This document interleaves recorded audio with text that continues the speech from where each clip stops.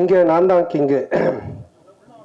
இந்த படத்துடைய டைட்டில் வச்சு பார்த்தீங்கன்னா ஒரு என்ன சொல்கிறது, படையப்பா படத்தில் ஒரு டைலாக் வரும், மாப்பிள்ளை அவர் தான் ஆனால் அவர் போட்டிருக்க வேட்டி சட்டை எந்து அப்படின்வாங்க. அந்த மாதிரி இங்கே நான் தான் கிங்கு, படத்துடைய ஹீரோ நான் தான், ஆனால் டைட்டில் அவருக்கு தான் கரெக்டாக இருக்கும். ஏன்னா மதுரை அன்பின் இங்கே நான் தான் கிங்குன்றது தான் கரெக்டாக இருக்கும். ஏன்னா அவ்வளோ பவர்ஃபுல்லான ஒரு ப்ரொடக்ஷன் கம்பெனி அவங்க, கோபுரம் ஃபிலிம்ஸ். தமிழ்நாட்டுடைய சின்னம் கோபுரம், அன்பு சார் அல்லல்ல குறையாத அக்ஷய பாத்திரம், திறமை இருந்தால் எவ்வளோ நாளும் அள்ளிக்கலாம். ஸோ அப்படிப்பட்ட ஒரு மனிதர் அவர். அவருக்கு இருக்க கெப்பாசிட்டிக்கு அண்டர்டேக்கரையே கூட்டின்னு வந்து அண்டர்வேர் போட்டு ஒரு கமர்ஷியல் படம்லாம் எடுக்கலாம். அவ்வளோ பவர் இருக்குது, கெப்பாசிட்டி இருக்குது. அவர் கூப்பிட்டா வருவாங்க. ஏன்னா நான் அவருடைய ப்ரொடக்ஷன் கம்பெனி, அவருடைய கம்பெனி கோபுரம் ஃபிலிம்ஸில் பார்த்துருக்கேன். அங்கே வந்து வராத ஹீரோவே இல்லை, உட்காராத ப்ரொடியூசர் இல்லை, உட்காராத டைரக்டர்ஸ் இல்லை. தமிழ் சினிமா எல்லாருமே அங்கே போய் அதை டச் பண்ணிட்டு தான் வருவாங்க. கோபுர தரிசனம் கோடி புண்ணியன்ற மாதிரி.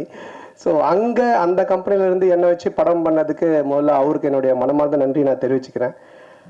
ஆக்சுவலாக நான் வந்து காசு கேட்டு தான் போனேன் அவர்கிட்ட, அன்பு சார்கிட்ட. சார் எனக்கு கொஞ்சம் காசு வேணும் அப்படின்னு சொல்லி கேட்டு போனேன். சபாபதிக்கு அப்புறம் நாங்கள் பழக ஆரம்பித்தோம். சபாபதிக்கு முன்னாடி பிஸ்கோத் படத்துலேருந்து எங்களோட பழக்கம், ஆனால் அதிகமாக பேச மாட்டோம். அதுக்கப்புறமா சபாபதி ஃபினான்ஸ் பண்ணார், அப்புறமா ரொம்ப க்ளோஸ் ஆனோம், ஃபோனில் ஜாலியாக பேசிகிட்டு இருப்போம். அதுக்கப்புறமா நான் காசு கேட்டு போனேன். எனக்கு ரொம்ப பிடிச்சிருச்சு அவருக்கு.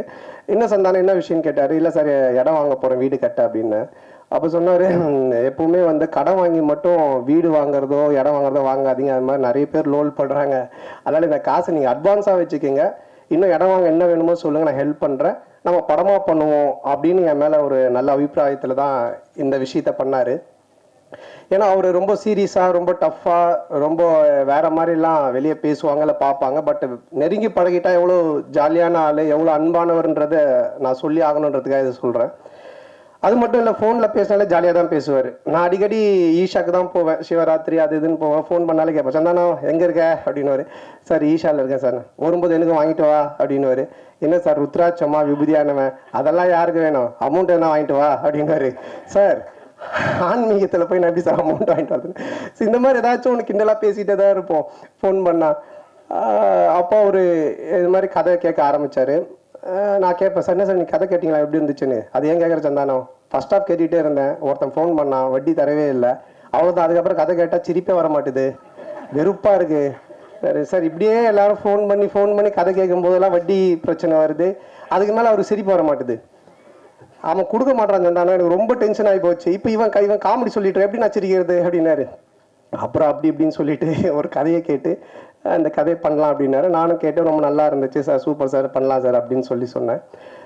அதுக்கப்புறம் அவர் எப்பவுமே டென்ஷனாக தான் இருப்பார். எனக்கு தெரிஞ்சு இங்கே தான் இவ்வளோ நேரம் உட்காந்துருக்காரு. அவர் இது வரைக்கும் உட்காந்து ஒரு இடத்துல இவ்வளோ இதுவாக நான் பார்த்ததே கிடையாது. ஏன்னா எங்கே இருந்தோனாலும் ஃபோன் வரும், பெரிய படங்கள்லேருந்து சின்ன படங்கள்லேருந்து எல்லா இடத்துல இருந்தும் காசு கொடுக்கறது வாங்குறது அதுன்னு போயிட்டே இருக்கும். ரொம்ப டென்ஷனாக தான் இருப்பார். ஏன்னா இந்த ஃபினான்ஸ், இந்த வட்டி தொழில் அப்படின்றதே ஒரு பயங்கரமான ஒரு டென்ஷனான வேலை. ஆனால் ஒரு நாள் மட்டும் ரொம்ப ஜாலியாக இருந்தார், ரொம்ப சிரிச்சிட்டு சந்தோஷமாக இருந்தார். அப்போ நான் அவர்கிட்ட கேட்டேன், என்ன சார் எப்போவுமே டென்ஷனாகவே இருப்பீங்க, நீங்கள் ரொம்ப சந்தோஷமாக இருக்கிறீங்களே, மொத்த வட்டியும் வந்துருச்சா என்னன்னு கேட்டேன். இல்லை அப்படின்னாரு. என்ன சார் சந்தோஷம்னா, இது மாதிரி எனக்கு பேரன் பிறந்திருக்கான், என் பொண்ணுக்கு பையன் பிறந்திருக்கான் அப்படின்னாரு. பயங்கர ஹாப்பியாக இருந்தார். அப்போ எனக்கு ரொம்ப நாளாக ஒரு சந்தேகம் இருந்துச்சு. இது யார்ட்டாவது கேட்கணும்னு நினச்சிட்டு இருந்தேன். சரி இவர்கிட்ட கேட்போன்னு கேட்டேன். சார் பொதுவாக கல்யாணம் ஆகி நமக்கு ஒரு பையனோ பொண்ணோ பிறந்தா அதை விட சந்தோஷம் அவங்களுக்கு ஒரு பையனோ பொண்ணோ ஒரு பேரனோ பேத்தியோ பிறந்தா நம்ம சந்தோஷப்படுறோம், அது ஏன் சார்னு கேட்டேன். அப்போ அவர் ஆன்சர் ஒன்று சொன்னார், சந்தானம் எப்பவுமே அசலை விட வட்டியில தான் கிக் அதிகம் அப்படின்னு.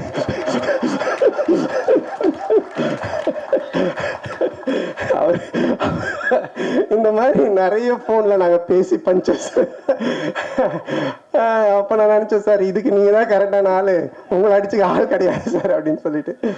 ஸோ அப்படிப்பட்ட ஒரு ஜாலியான மனிதர். ஸோ அவரோட சேர்ந்து இந்த படம் பண்ண ரொம்ப சந்தோஷமா இருக்கு. ஏன்னா பண்ணும்போது அவர் சொன்னாரு, தேட்டருக்கு வர ஜனங்க படத்தை பார்த்து சிரிச்சுட்டு போன சந்தானம், காசு பணம் முக்கியம் இல்லை, அது நம்ம சம்பாரிச்சிக்கலாம் அப்படின்ட்டு ஒரு ப்ரொடியூசராக இல்லாமல், ஒரு ஃபினான்ஷியராக இல்லாமல், ஒரு தேட்டர் ஓனராக இந்த படத்தை எடுத்திருக்காரு. ஆடியன்ஸ் தேட்டருக்கு வரவங்க சிரிக்கணும், ரசிக்கணும் அப்படின்னு சொல்லிட்டு. அதே மாதிரி இந்த படமும் நல்லா வந்திருக்கு. இந்த படத்தை எடுக்கிற பொறுப்பை அவருடைய டாட்டர் சுஷ்மிதா அவங்ககிட்ட கொடுத்துருக்காரு. அவங்களுக்கு என்னுடைய வாழ்த்துக்கள். இந்த ஃபர்ஸ்ட் படம் அது என்னுடைய படத்து மூலமாக அவங்க ப்ரொடியூசராக வர்றது எனக்கு ரொம்ப பெருமையாக இருக்குது. பொதுவாக வந்து நிறைய பொண்ணுங்க பார்த்தீங்கன்னா ஆன்லைனில் கண்டதையும் ஆர்டர் பண்ணி அப்பா காசை கறியாகிற பொண்ணுங்க இருப்பாங்க. ஆனால் சில பொண்ணுங்க அப்பா கொடுக்குற காசை சேர்த்து வச்சு பிரயோஜனமாக ஒன்று பண்ணுவாங்க. அதில் செகண்ட் கேட்டகரி தான் நம்ம ப்ரொடியூசர் சுஷ்மிதா. ரொம்ப பொறுப்பாக எங்கே செலவு பண்ணணும், எப்படி பண்ணணும், இதை எப்படி ப்ரொமோட் பண்ணணும், இந்த படத்தை எடுத்துகிட்டு போய் எப்படி சேர்க்கணும் அப்படின்றதுல ரொம்ப கவனமாக ரொம்ப டெடிக்கேஷனாக பண்ணுறாங்க. ஸோ அவங்க ஒரு மிகப்பெரிய ப்ரொடியூசர் லிஸ்ட்டில் வந்து கண்டிப்பாக நிற்பாங்க. ஸோ அவங்களுக்கு என்னுடைய நன்றி. அண்ட் தென் இந்த படத்தினுடைய மியூசிக் டைரக்டர் இமான் சார், அவர் என்ன மாதிரி தான் ஒரு ஆன்மீகவாதின்றதை விட ஒரு கடவுள் பக்தி உடையவர். எல்லாமே ஆண்டவர் ஆண்டவர் தான் சொல்லிட்டு இருப்பாரு. எப்படி ஒரு சாப்பாட்டுக்கு சால்ட்டு முக்கியமோ அது மாதிரி ஒரு படத்துக்கு சாங் ரொம்ப முக்கியம். அந்த சாங் ஹிட்டுனாலே அது ஒரு 60% ஹிட்டான ஃபிலிம் அப்படின்ற ஒரு லிஸ்ட்டில் போய் ஏறிடும். அதுலேயும் அந்த ஆல்பமே ஹிட்டுனா ஒரு 80% அந்த படம் ஹிட்டு அப்படின்ற மாதிரி தான். ஸோ அது மாதிரி இமான் சார் வந்து ரொம்ப அற்புதமான சாங்ஸ் போட்டு கொடுத்துருக்காரு. நான் மெலோடி ஒன்று இருக்குது அப்படின்னு சொன்னார் அன்பு சார் என்கிட்ட. அப்போ நான் கேட்டேன், சார் அதை நான் எப்படி சார் பண்ணுறது, அதெல்லாம் எனக்கு வரவே வராது சார், ஏதோ ஆடுறது அதுனா கூட பரவாயில்ல சார்னு. அப்புறம் இல்லை நீங்கள் நல்லா வரும்னு இமான் சாரும் சொன்னாங்கன்னு. இது வரைக்கும் நான் ஹீரோவாக பண்ண படங்கள்லேருந்து வேற ஒரு டைமென்ஷனில் என்னை கொண்டுட்டு போன பெருமை இமான் சாருக்கு தான் சேரும். ஸோ அவர் கொடுத்த அந்த ஒரு மியூசிக்குடைய ஒரு ஸ்ட்ரென்த்து தான் இது என்னை ஒரு மாதிரி பண்ண வச்சுது. அதை ரொம்ப பியூட்டிஃபுல்லாக கல்யாண் மாஸ்டர் எடுத்தாங்க. மற்ற 2 சாங்கும் பாபா பாஸ்கர் சார் எடுத்தாங்க. ஸோ அவங்களுக்கு இந்த நேரத்தினுடைய நன்றியை தெரிவிச்சுக்கிறேன். அதுக்கப்புறம் இந்த படத்தினுடைய ரைட்டர், நம்ம காஸ்டியூம் பார்த்தாலே உங்களுக்கு தெரியும், இது கச்சேரி கிடைக்காத கசல் சிங்கர் மாதிரி. அதாவது அவர் ரைட்டர்னு தெரியணுன்றதுக்காக இதை எடுத்து தச்சு போட்டுக்கிட்டு அவர் பேசிகிட்டே இருக்கும்போது அன்பு சார் சொன்னார், ரொம்ப லென்த்தாக போகுது, ஜிப்பா பிடிச்சி இழியன் சந்தானம் அப்படின்னாரு. இல்லை சார் முடிச்சுட்டு, இல்லை இவர் பேசுகிற காமெடி மாதிரியே படம் இருக்குன்னு நினச்சிட போகிறாங்கன்னாரு. இல்லை ஆடியன்ஸ் தெளிவாக இருப்பாங்கன்னு. ஸோ அவர் எப்படி இந்த அவெஞ்சர்ஸ் படத்தில் தார் வந்து சுற்றியோடவே சுற்றுவார், அது மாதிரி ஒரு பெட்டியோடய தான் சுற்றுவார். ஆனால் நீங்கள் அந்த பெட்டி மிஸ்ஸிங் எங்கே சார்? இங்கே வண்டியில் இருக்கா? ஓகே. அதுலேருந்து தான் அந்த ஸ்கிரிப்டு பஞ்சஸ் எல்லாத்தையும் எடுப்பார். நல்ல ரைட்டர். என்னன்னா அவர் பார்க்காத தமிழ் சினிமாக்களே கிடையாது, அவ்வளோ படங்களை பார்த்துருக்காரு. ரொம்ப நல்ல ஒரு கதையை, அற்புதமான கதையை இதில் கொடுத்துருக்காரு. அதுக்கு director Anand, India Pakistan director. அநேகமாக அடுத்தது உக்ரைன் ரஷ்யான்னு எடுப்பாருன்னு நினைக்கிறேன். அதுக்குள்ளே நாங்கள் ஒரு ஃபேமிலி சப்ஜெக்ட் ஒன்று பண்ணுங்க சொல்லி கூப்பிட்டு வந்திருக்கோம். ரொம்ப நல்லா டைரக்ட் பண்ணியிருக்காரு. இந்தியா பாகிஸ்தானில் ஒரு ஃபேமிலி, ஒரு எமோஷன்ஸ், அதில் காமெடி இருக்கும். அதே மாதிரி இதுலேயும் எனக்கு ஒரு எமோஷனும் வச்சுருக்காரு, ஒரு ஃபேமிலி ட்ராமாவும் அழகாக செட் பண்ணியிருக்காரு. அப்புறம் டிஓபி அவருடைய பிரதர் ஓம், அண்ணனும் தம்பியும் சேர்ந்து அவ்வளோ அற்புதமாக சினிமா ஃபோட்டோகிராஃபி பண்ணியிருக்காங்க. ஸோ அவருக்கு என்னுடைய வாழ்த்துக்கள். அதுக்கப்புறம் ஆல் டெக்னீஷியன்ஸ், இதில் நடித்த இதில் பண்ண டான்ஸ் மாஸ்டர், ஃபைட் மாஸ்டர், எல்லா technicians, writers, lyric writers, editor எல்லாருக்குமே சேர்த்து மொத்தமாக என்னுடைய நன்றியை தெரிவிச்சுக்கிறேன். ஏன்னா ஆல்ரெடி ரொம்ப லென்த்தாக போயிட்டுருக்கு. அதுக்கப்புறம் இந்த படத்தினுடைய கேரக்டர் பண்ணியிருக்க தம்பி ராமையா சார். தம்பி ராமையா சார் மாதிரி ஒரு இன்டெலிஜென்ட்டான காமெடின்னு நீங்கள் பார்க்கவே முடியாது. நான் வந்து ஒரு குறிப்பிட்ட சில காமெடியன்ஸ் மட்டும்தான் சொல்லுவேன். ரொம்ப புக்ஸ் படிப்பாங்க, ரொம்ப இன்டெலிஜென்ட்டாக இருப்பாங்க, அவங்களுக்கு எல்லாமே தெரியும். ஆனால் படத்தில் கோமாளித்தனமாக ஒன்று பண்ணுவாங்க. ஸோ அந்த மாதிரி தம்பி ராமையா சார் வெரி இன்டெலிஜென்ட். அவர் நிறைய படிச்சிருக்காரு, நிறைய விஷயங்கள் தெரியும். அவரோட சேர்ந்து பேசும்போது தான், அந்த ஷேர் பண்ணும்போது தான் எனக்கு ஆச்சரியமாக இருக்குங்க, ஏன்னா இவ்வளோ பேசுகிறீங்க, இதெல்லாம் தெரியுதுன்னு அப்படின்னும் போது சொல்லுவார். ஸோ இந்த படத்தில் வந்து எனக்கு ஒரு மாமனார் கொடுமை, மாமியார் கொடுமை பார்த்துருப்பீங்க, அது மாதிரி ஒரு மாமனார் கொடுமையில் மாட்டிக்கிற ஒரு மாப்பிள்ளை கேரக்டர் நான். ஹரிச்சந்திரனுக்கே ஹார்ட் அட்டாக் வர அளவுக்கு போய் சொல்லுவார் இந்த படத்தில். ஸோ அந்த மாதிரி ஒரு கேரக்டர் டிசைன் பண்ணி அவர் கொடுத்துருக்காங்க. அது ரொம்ப அழகாகவும் பண்ணியிருக்காரு. ஸோ இந்த படத்தில் ஒரு என்ன சொல்கிறது, ஒரு ஒரு பயங்கரமான காமெடியை தூக்கி ட்ராவல் பண்ணியிருக்காரு. இனிமே இப்படி தானுக்கு அப்புறம் எனக்கே ஒரு இது இருந்துச்சு, எனக்கும் ஒரு தம்பி சாருக்கும் ஒரு நல்ல காம்போ இல்லையே, இனிமே இப்படி தான் மாதிரி ஒன்று ஒர்க் பண்ணணுன்ட்டு. அது ஆனந்த் இந்த படத்தில் ரைட்டர் சேர்ந்து எனக்கு அழகாக செட் பண்ணி கொடுத்தாங்க. அது நல்லா காமெடியும் ஒர்க் ஆகிருக்கு. ஸோ அவருக்கும் என்னுடைய நன்றி தெரிவிச்சுக்கிறேன். அப்புறம் மச்சான் கேரக்டர் பாலான்னு, ஒரு இரிட்டேட்டிங்கான மச்சான், வீட்டை விட்டு எப்படா அவன் போவான்ற மாதிரி ஒரு கேரக்டர். அதுக்கப்புறமா ஹீரோயின் நம்ம சேலத்து பொண்ணு, அவங்க ஃபர்ஸ்ட் ஸ்டார்டிங்ல எனக்கு தெரியாது, ஏதோ பாம்பேலேருந்து தான் கூப்பிட்டு வந்திருக்காங்க நினச்சேன். நான் சரியாக பேசலனால இங்கிலீஷில் பேசிகிட்டு இருந்தேன். அப்புறம் தான் அவங்க சொன்னாங்க, சார் நான் சேலம் சார், நம்ம சேலத்து பொண்ணு சார்னாங்க. அவங்க ரொம்ப அற்புதமாக நடிச்சிருக்காங்க.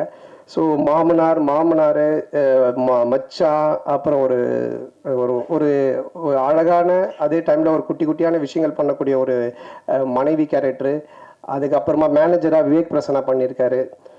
ஸோ இவங்க எல்லாருமே அதில் இருக்காங்க. அதுக்கப்புறம் என்னுடைய படம்னாலே ஒரு ஃபேமிலி காம்போ பேக்குன்னுவாங்க. இந்த பர்கர் பீஸாலாம் வாங்கினா கூல்ட்ரிங்க்ஸு ஃப்ரெஞ்சு ஃப்ரைஸ் இதெல்லாம் தருவாங்க ஃப்ரீயாக. அந்த மாதிரி என்னுடைய படம் அப்படின்னு சொன்னாலே மாறன், சேசு, கூல் சுரேஷ், முனிஷ்காந்த் இப்படி எல்லாருமே இருப்பாங்க, ஆண்டனி, மனோபாலா எல்லாருமே. ஸோ அவங்க எல்லாருமே இதில் இருக்காங்க. அவங்களுக்கும் சரியான ஒரு கேரக்டர் எழுதி காமெடி பண்ணியிருக்காங்க. அப்புறம் கூல் சுரேஷ், யார் அவனை தடுக்குது வளர்ச்சியை? அது யாருங்க? நான் 2 பேர், அவனை விட்டுருங்க. நீங்கள் தடுக்க பாருங்க, இப்போ சொந்தமாக கட்சியெல்லாம் ஆரம்பிச்சிட்டான். அவனை ஃப்ரீயாக விட்டாலே அப்படியே இருப்பான். நீங்கள் தடுக்க தான் எதனா ஒன்று பண்ணிட்டு இருப்பான். ஸோ அவன் என்னுடைய படங்கள் எல்லாத்துலேயுமே இருப்பான், அவனோட நண்பன். ஸோ இதுலேயும் நல்லா பண்ணியிருக்கான். அதுக்கப்புறமா கட்ட குஸ்தி டைரக்டர் செல்லா, அவருக்கும் இந்த நேரத்திலுடைய மனமார்ந்த நன்றி. ஒரு ஹிட் படம் கொடுத்துட்டு, காமெடி ஜானர் படம் கொடுத்துட்டு, இதுலேயும் டிஸ்கஷனில் உட்காந்து நிறைய காமெடி சீன்ஸுக்கெலாம் ஒர்க் அவுட் பண்ணி கொடுத்தாரு. ஸோ அவருக்கு என்னோட மனமார்ந்த நன்றி. அப்புறம் இந்த படத்தில் ஒர்க் பண்ண அனில், மலையன் கோபி, செந்தில் சார் மற்றும் அந்த ப்ரொடக்ஷன் டீம் எல்லாருக்குமே என்னுடைய மனமார்ந்த நன்றி தெரிவிச்சுக்கிறேன். இப்போல்லாம் நீங்கள் பார்த்தீங்கன்னா, இப்போ இந்த படமே பார்த்தீங்கன்னா 90s கிட்ஸை பேஸ் பண்ணி தான் எடுத்திருக்கோம். என்ன விஷயம் அப்படின்றத நீங்கள் பார்த்தீங்கன்னா, உலகத்திலே 2 பிரச்சனை உள்ள ஆளுங்க தான் இருக்காங்க. ஒன்று, ஏன்டா கல்யாணம் பண்ணோம் அப்படின்னு வாழ்கிற ஒரு குரூப்பு, எப்படா எங்களுக்கு கல்யாணம் ஆகும் அப்படின்னு வாழ்கிற ஒரு குரூப்பு. இந்த 2 பேருடைய மனநிலையை பேஸாக வச்சு இதில் காமெடி பண்ணி தான் இந்த படமே எடுத்திருக்கோம். ஸோ இன்றைக்கி